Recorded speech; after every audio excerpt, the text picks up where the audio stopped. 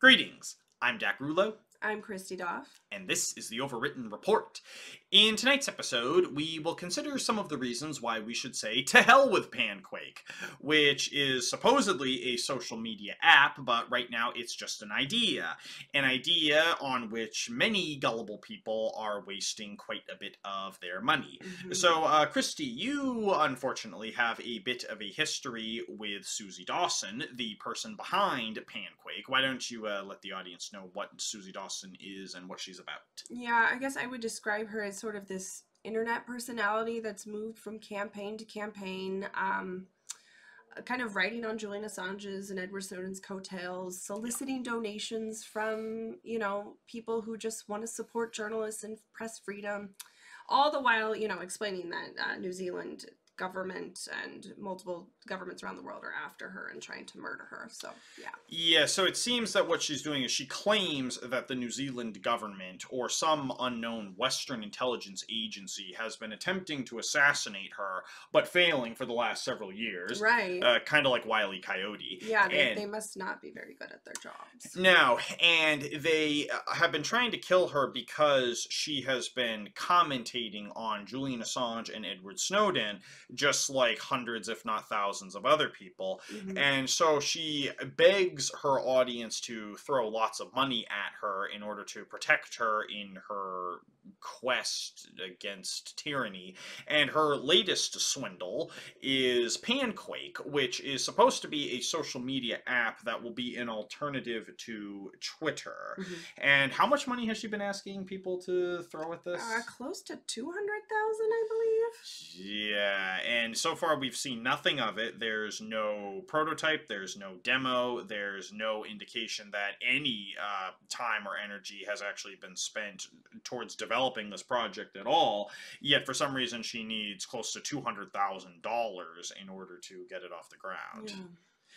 And so recently we had a bit of a controversy where she is accusing some people of infiltrating Panquake and attempting to destroy it from within, because I guess it's just going to be too powerful to the too powerful of a threat to the authoritarian state, and so more of these federal agencies are sending in infiltrators. Yeah, I feel like we keep hearing the same story, that there's infiltrators and feds, and they just can't stop coming into her campaigns.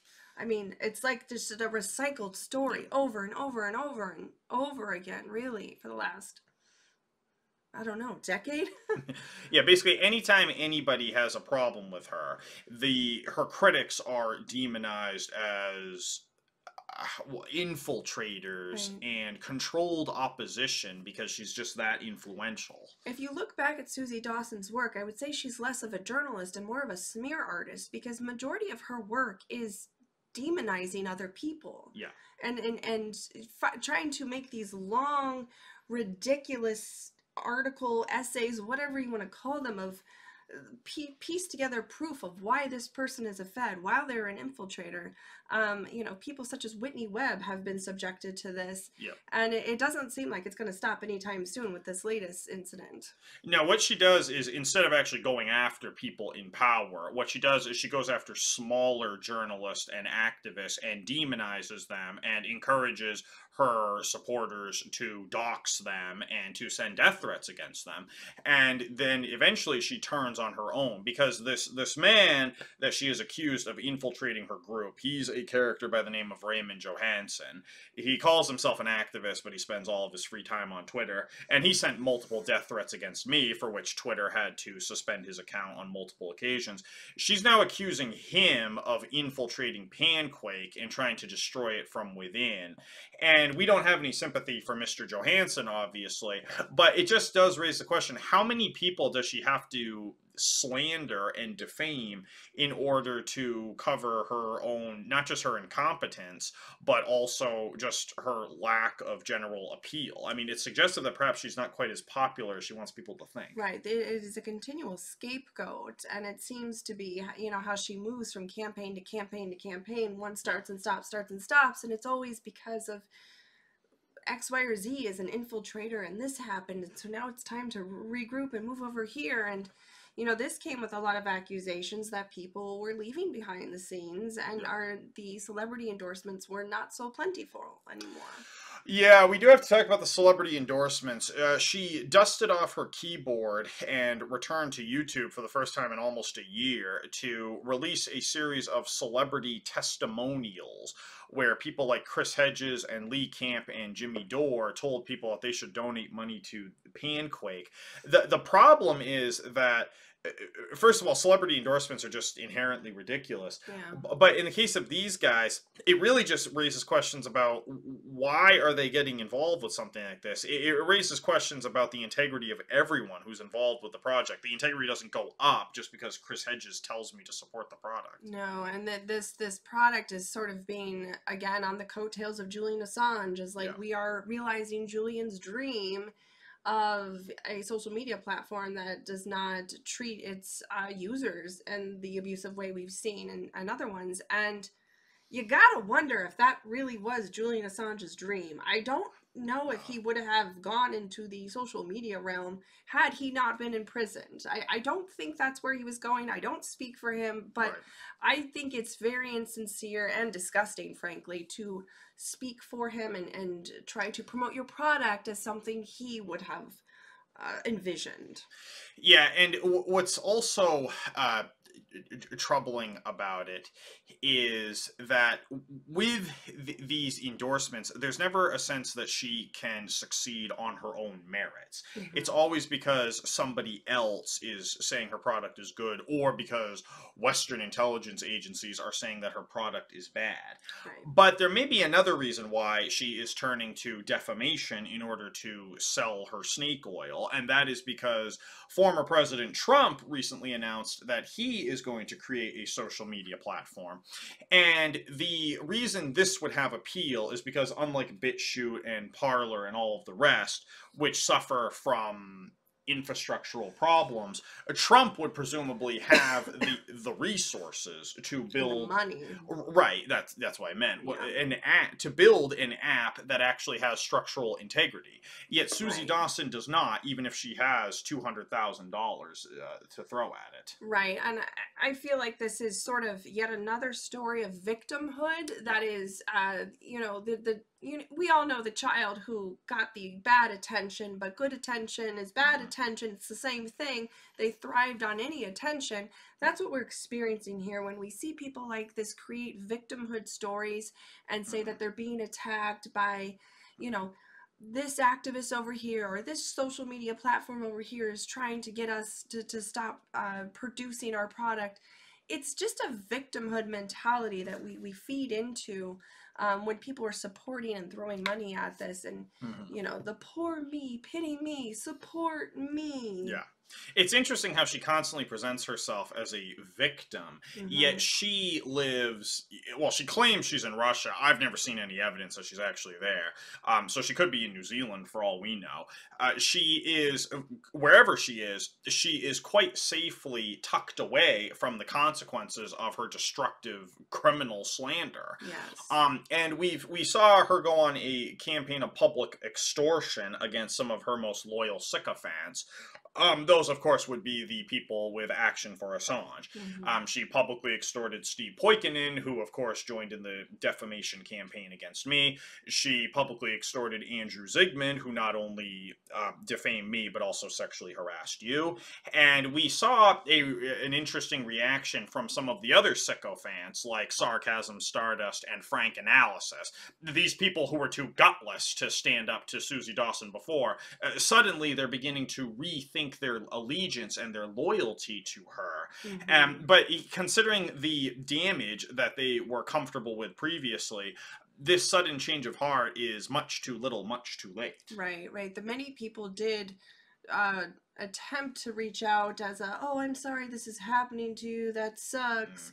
But nothing public, and they continue to work with these people. They continue to work with Action for Assange, which Susie has a meddling hand in, and continue to support these people who defamed you and wrote me off and essentially blacklisted or attempted to blacklist us from working with others. And so it's really hard to feel any pity or any sorry feelings towards this, yet again, and as we knew, and we've seen it happen, and those before us have seen it happen. We've joined a long line of people that have been subjected to this abuse.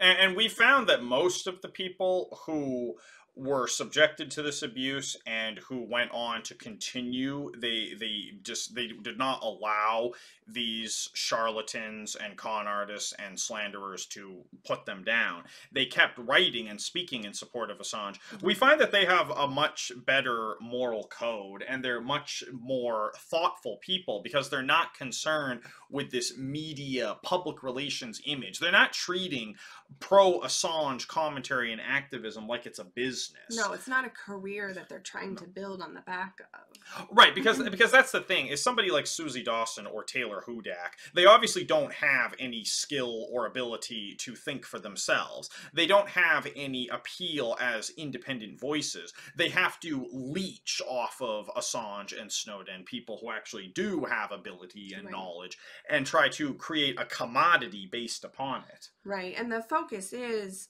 on the followers and the likes and the retweets and the clicks, and that's where they kind of go wrong when they actually do defame real activists and real people who cares, because they're not in it for the likes and the clicks and the follows. They aren't trying to build a brand. They simply were trying to help Assange. They were simply trying to do good work. But when it comes on the focus of a popularity contest, essentially, then your moral code goes out the window. Yeah, and I understand that, we have a brand here of Overwritten, and but it's just, it's the idea that people come and they try to create a business out of Assange's suffering.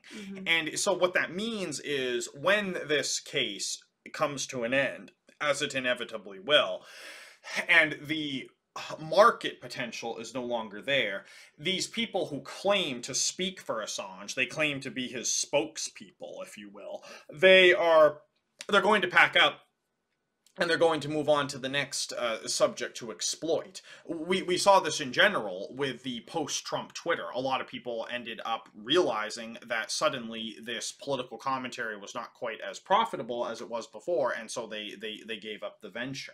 Likewise for the Assange case, it's just, it really is so antithetical to Assange's message and work to see this cutthroat capitalist cliquishness emerge, especially when he's not around to condemn it.